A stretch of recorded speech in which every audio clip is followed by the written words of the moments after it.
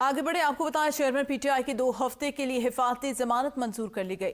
Lahore high court ने registrar office का एतराज बरकरार रखा, जबकि दौरान समाअत अदालत ने कहा कि अबूरी जमानत के लिए मुतालिका अदालत से रुजू करें।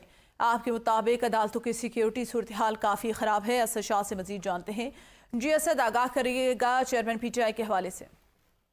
जी बिल्कुल, मैं आपको आगाह करता चलूं कि साबिक वज़ीर-ए-आज़म और चेयरमैन तहरीक इंसाफ ने रावलपिंडी में जो उनके खिलाफ मुकदमा दर्ज था उस पर हिफाजती जमानत दायर की थी। लाहौर हाईकोर्ट के रजिस्ट्रार ने हिफाजती जमानत पर एतराज आयद कर दिया था।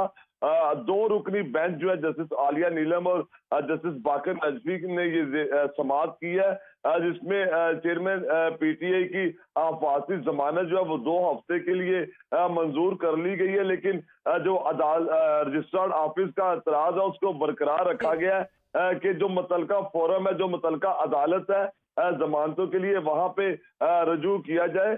जो साबिक वज़ीर-ए-आज़म है चेयरमैन पीटीआई, उनके वकला के दलाइल सुनने के बाद अदालत ने उनको 2 हफ्ते की मोहलत दे दिया। मैं आपको ये बताता चाहूँ कि ये मुकदमा जो है वो रावलपिंडी में दर्ज हुआ था। जो 9 मई के वाक़े के बाद जो मुकदमात दर्ज हुए थे उनमें ये मुकदमा भी दर्ज था, जिसमें चेयरमैन तहरीक इंसाफ ने आज लाहौर हाईकोर्ट से रजू किया था हिफाजती जमानत के लिए। उनकी जमानत जो है वो मंजूर कर ली गई है। जी सही, बहुत शुक्रिया असद शाह आगाह करने के लिए।